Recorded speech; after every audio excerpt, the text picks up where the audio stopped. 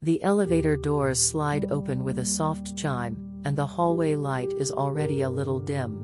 A few footsteps move ahead, then fade, leaving only the distant traffic outside, steady and low. Your bag hangs from one shoulder, heavier than it looked this morning, the strap pressing quietly against your collarbone. Inside the bag, keys shift against a small tangle of receipts, and the padded curve of the headphones rests near the corner pocket where your fingers sometimes reach without thinking. The day has folded itself into small compartments: meetings, pauses at red lights, moments of waiting behind another line of cars that did not move. The sound of engines drifting from the street below feels almost like a second pulse beneath everything. You stand still for a moment before walking down the corridor. The air holds that in-between feeling, not quite outside anymore, not yet home. The door at the end of the hall waits without urgency, its surface reflecting a thin strip of light from above. Your hand settles on the cool metal of the handle, and the quiet settles around you just as the door closes. The bag slips from your shoulder onto the narrow table by the door, landing with a soft thud that sounds louder than expected in the small hallway. Distant traffic hums beyond the window at the end of the corridor, a constant thread weaving through the evening. You bend slightly, fingers searching the outer pocket for your keys again even though you have already used them, as if the body is still half in the rhythm of leaving and arriving. The zipper catches for a second, then gives. Inside, your hand brushes past the rounded edge of the headphones, cool and smooth, and the crumpled corner of a paper you meant to look at during the long wait at a red light. The waiting comes back in small pieces: the line of cars, the glow of brake lights, the feeling of time stretching without asking for your opinion. Engines idled, and somewhere a motorbike moved between lanes, its sound rising and falling like a thin line across the air.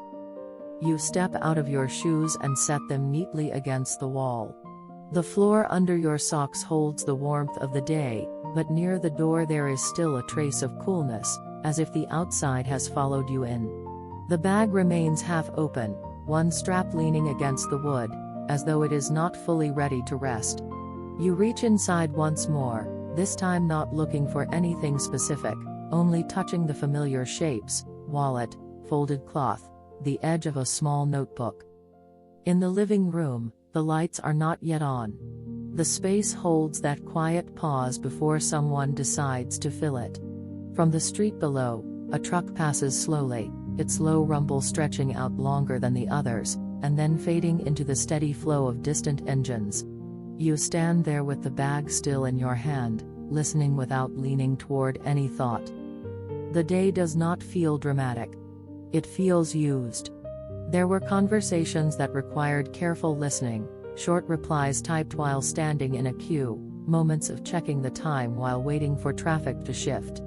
Each small act has left a faint trace, not heavy enough to name, just enough to notice in the way your shoulders drop now that you are inside. You move toward the window and glance down at the street. Cars slide past, their headlights beginning to grow brighter as the sky lowers into a softer blue. Somewhere across the road, a balcony door opens and closes, and a voice calls briefly before dissolving into the hum of movement. The world outside continues at its own pace, not slower, not faster. Back in the hallway, the bag waits where you left it. One pocket remains slightly open, revealing the curve of the headphones and the shadowed lining within. Your hand hovers above it for a moment, as if deciding whether to unpack everything now or let it stay as it is. There is no urgency either way. You lift the bag once more and carry it into the bedroom, placing it near the chair by the wall. The sound is softer this time, almost absorbed by the fabric of the room. For a brief second, you simply stand there, aware of the steady rhythm of traffic outside, aware of your own breathing settling into something slower. Then your hand rests on the doorknob, and the door closes. The hallway grows quieter once the bedroom door has settled into place.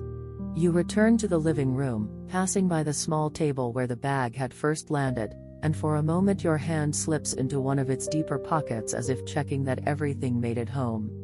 The fabric inside feels slightly warm from the day, and your fingers brush against the hard edge of a pen, the soft curve of the headphone band folded in on itself. In the kitchen, a single light clicks on. The sound is small, almost shy, but it shifts the room into focus: the counter, the sink, the faint reflection on the tiled wall. Outside, traffic continues its steady conversation with the evening, engines rising and fading as cars wait at the intersection before moving again. You stand by the counter without starting anything yet, listening to that distant rhythm that followed you all the way upstairs. There had been a stretch of road earlier where the cars barely moved. The red light seemed longer than usual, and the line ahead did not shorten for several minutes. Hands rested on steering wheels. Eyes stayed forward.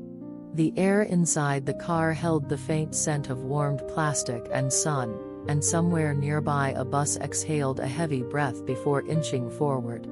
You remember looking into your bag then, searching for something to do with your hands, touching the headphones without putting them on. Now, in the kitchen, the same bag sits on the chair near the doorway.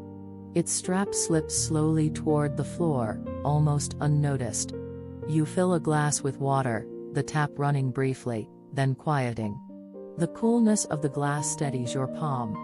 From the window above the sink, you can still hear the low tide of vehicles moving past, each one carrying someone else through their own stretch of waiting. There is nothing dramatic in this return. It is simply the body adjusting to being indoors, to not having to measure distance between cars or watch for the next signal change. Your shoulders ease, not because anything has been solved, but because there is no need to move forward for a few minutes. The bag remains partly unemptied, as if holding the last pieces of the outside world in its pockets. You step back into the living room and lower yourself onto the edge of the sofa. The cushion dips slightly, familiar and quiet. Across the room, the bag leans against the chair, one corner open, revealing a folded receipt and the faint outline of your headphones. You reach into a side pocket once more, checking for something you cannot quite name, maybe just the reassurance of texture, of something solid under your fingers. Outside, a motorbike passes more quickly than the cars, its sharper sound cutting briefly through the steady hum before dissolving again. The sky beyond the window deepens another shade, and the first apartment lights across the street begin to glow. You sit there without turning on anything else, letting the room remain half-lit, half-dim. The day feels farther away already. Not erased, just placed somewhere behind you, like a row of cars that have finally begun to move. Your hand rests lightly on the bag's edge, thumb tracing the seam where the fabric meets the zipper. There is no hurry to unpack. For now, it is enough that you are here, and the sound of traffic continues in the distance. You stand after a while, lifting the bag from the chair and carrying it back toward the hallway. The strap slides against your wrist as you move. You pause by the door once more, listening to the engines below, and then, gently, the door closes. Later, you find yourself standing by the window again, this time without the bag in your hand. It rests on the floor near the chair, slightly open, as if still undecided.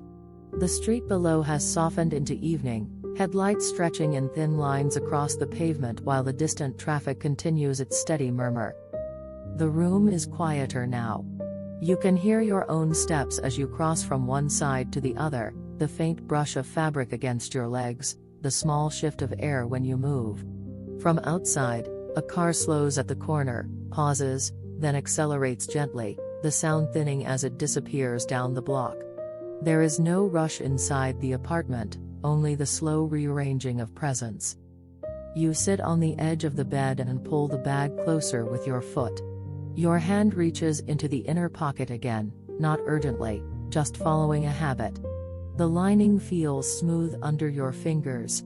You search lightly, touching the outline of your wallet, the curve of the headphones, the corner of a folded paper that has traveled with you through meetings and waiting rooms.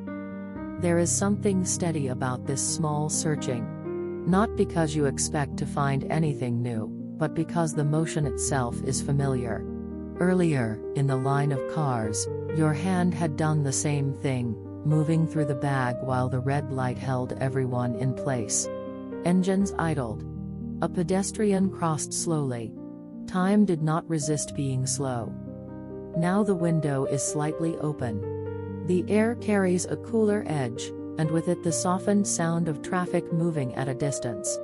The city does not feel loud from here. It feels far enough away to be a background rather than a demand.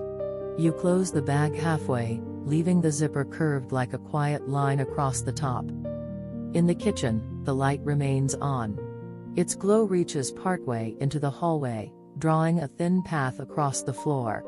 You walk there without thinking, pour another glass of water, and stand by the sink while listening to the low hum beyond the walls. Somewhere above, a chair scrapes lightly across another apartment's floor. Then stillness again. You return to the bedroom and sit back against the headboard. The bag stays on the floor, close enough to touch with your foot. One of the straps has twisted on itself, forming a loose loop that casts a small shadow under the lamp. You reach down and straighten it without much thought, smoothing the fabric as if it were a sleeve. Outside, traffic begins to thin. The gaps between passing cars grow longer. In those small spaces of near silence, you can hear the faint ticking of the clock in the living room, steady and unhurried.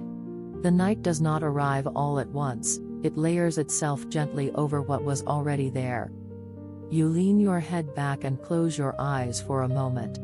The day does not press forward anymore. It sits somewhere nearby, contained in pockets and folded corners, in the bag resting at your feet. The headphones remain unused, the folded paper still unread. Nothing demands that you finish anything right now. After a while, you slide off the bed and walk to the hallway. The apartment feels smaller in the darkened corners, but also more settled. You place the bag neatly beside the wall, aligning it with the edge of the table as if drawing a quiet boundary between outside and inside. Your hand lingers on the doorframe for a second. The traffic outside hums one more time, distant and even. Then, gently, the door closes. The kitchen light is the only one left on now. It spills softly across the counter and fades before reaching the far wall, leaving the rest of the apartment in a calm half-shadow. The distant traffic has thinned to occasional waves, each car passing with a low, even sound that rises and falls like breath. You stand by the sink again, not because anything needs to be washed, but because it feels natural to pause there. The window above it reflects a faint outline of your face against the darkening sky. In the hallway, the bag remains where you set it, upright and quiet, one pocket still slightly open. Your hand drifts toward it once more.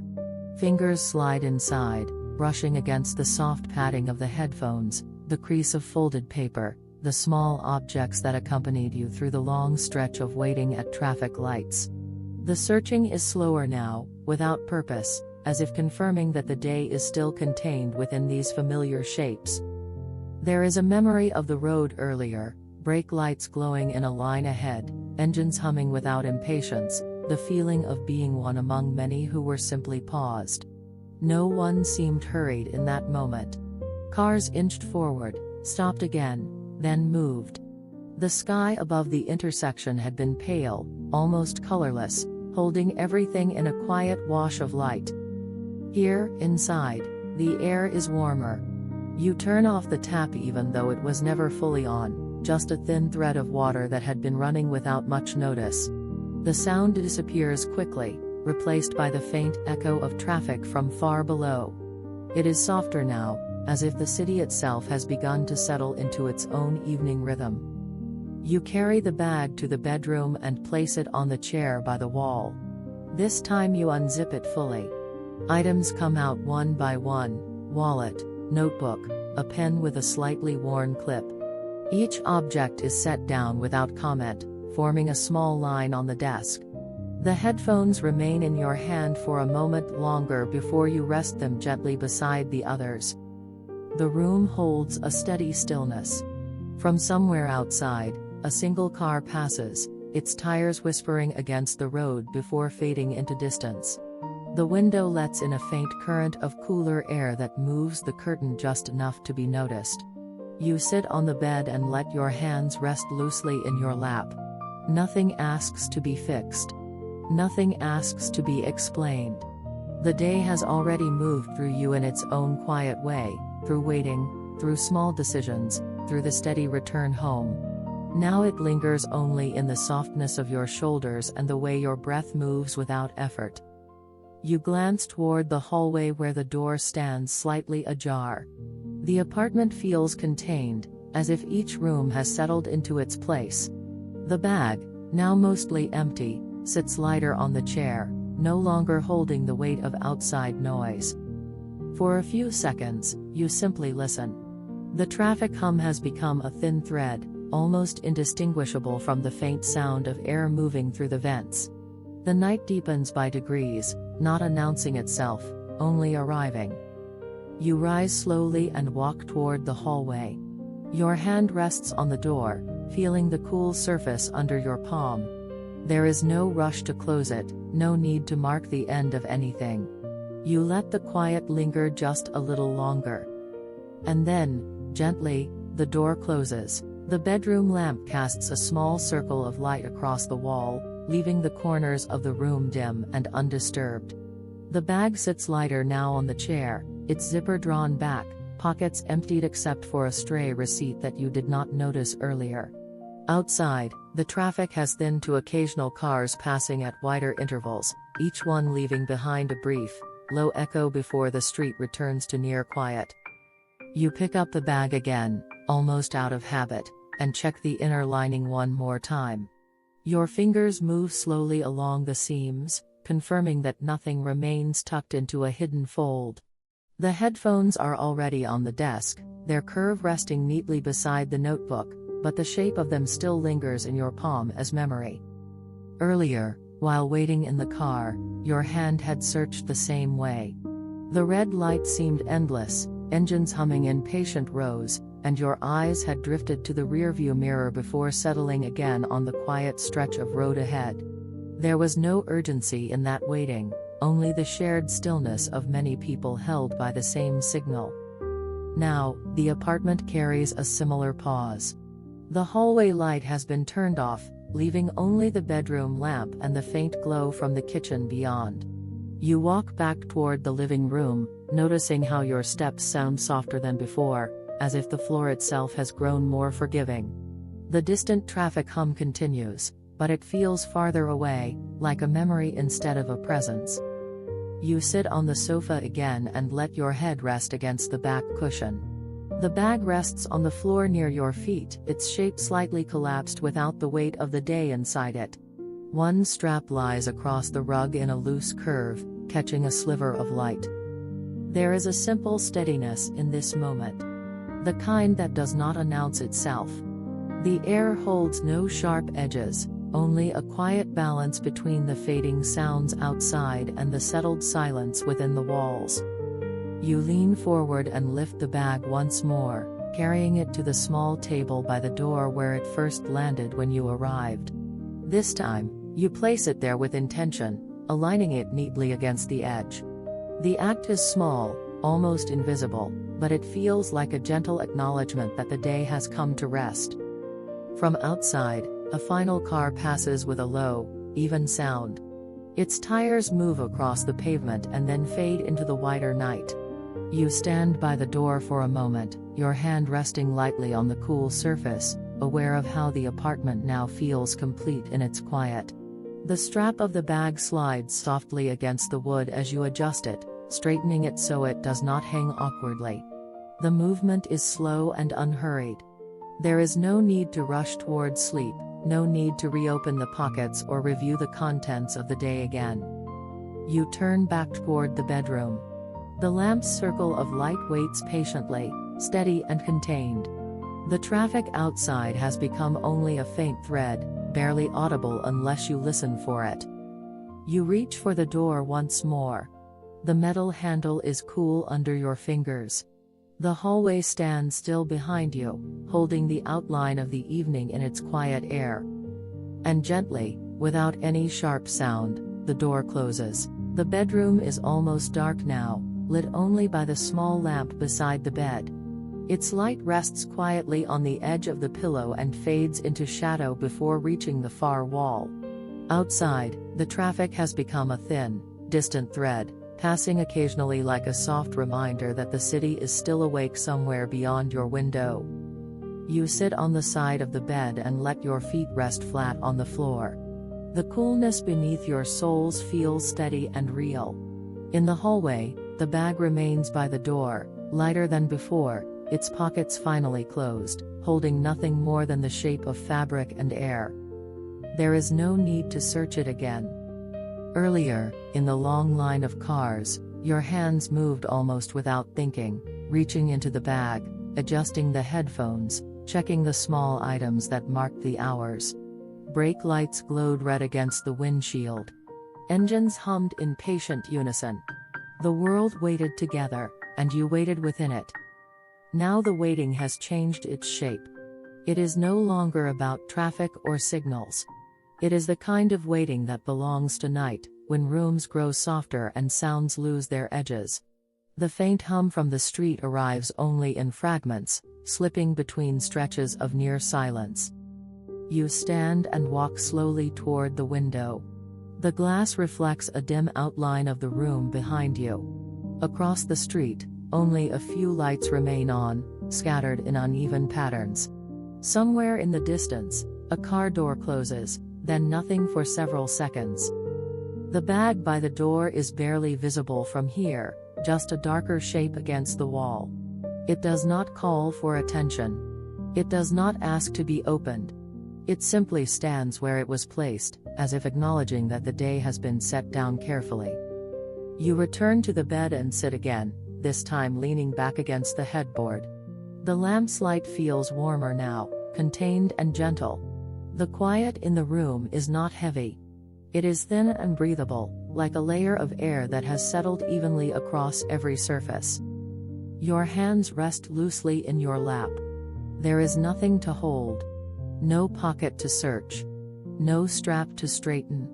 The memory of the road, of waiting at intersections, drifts through briefly and then dissolves without needing to stay. Outside, a final car passes more slowly than the others. Its sound stretches across the night and fades gradually, leaving behind a small pocket of stillness. The apartment does not react. It remains steady, walls absorbing the last of the day's movement. You reach toward the lamp and pause for a moment, your fingers hovering just above the switch. The light has been enough. The room has been enough. The steady rhythm of distant traffic, the quiet of the hallway, the bag resting by the door, all of it has settled into place without needing to be arranged further. There is a softness in recognizing that nothing more is required. Your hand lowers. The lamp clicks softly, and the light disappears, leaving only the faint outline of the window against the night. In the darkness, the apartment feels complete in its stillness. For a few seconds, there is only the sound of your breathing and the almost imperceptible hum from far away. Then your hand finds the door, easing it the rest of the way. Gently, the door closes, the room holds its shape in the dark. The window is only a pale outline now, and the traffic beyond it has softened into something almost indistinguishable from silence. The bag by the door stands where it was placed, quiet and untroubled, no longer carrying the weight of the day. You lie back and let your hands rest at your sides.